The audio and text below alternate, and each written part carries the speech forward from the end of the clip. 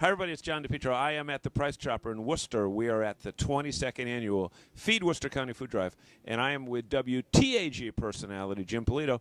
Jim, you're here helping out your cousins, if you will, from WSRS. Yes, actually, they've been kind enough to let us piggyback onto this with them. They've done it for 22 years.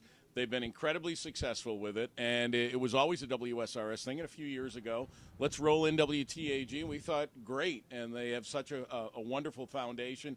Now we're bringing in our listeners, and hopefully this is going to be a record-breaking year. Great, and you just had a great week a couple of weeks ago with another charity in town breaking some records as well. We did. We actually broke a record, and that's why I think that for some reason I think there's a wave this year of people giving. You know, money has been tight.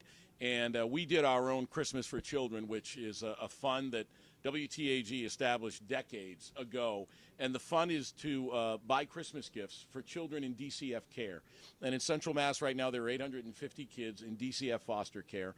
They're away from their families. It's not their fault. So we are able to buy them a gift, at least one on Christmas morning. This year we raised $47,000. As you said, it was a record for us. Jordan Levy was unbelievable. I started it off in the morning, and we got to just about 15,000, which was a record for the morning show.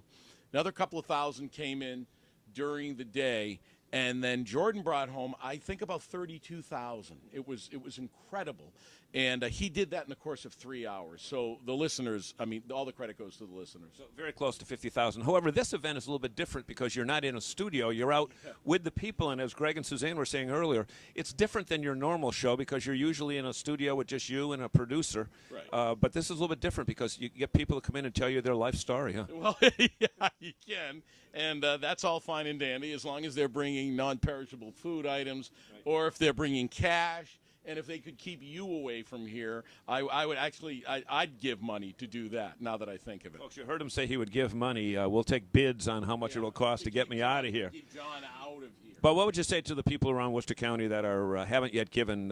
You want to invite them down? Yeah, I do. Please come down to this. It's great. We're at the Price Chopper at the corner of West Mountain and Pullman. Come on, there's a trailer here. You can come see Greg and Suzanne. They're doing a marathon show down here. I like to stand by the big bucket in there. And the bucket of chicken, right? No, not a bucket of chicken. No, but thank you, John. But very kind of you to bring that up.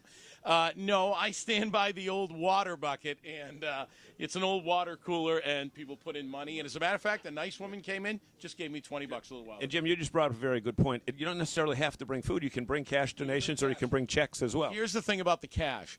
If the Worcester County Food Bank gets $1, they can turn that into $5 worth of food.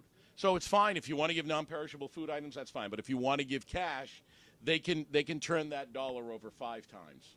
And we want to thank Jim Polito for stopping over at the FM side of the dial. And that's a story from the Worcester County Food Drive. Have a great day, everybody.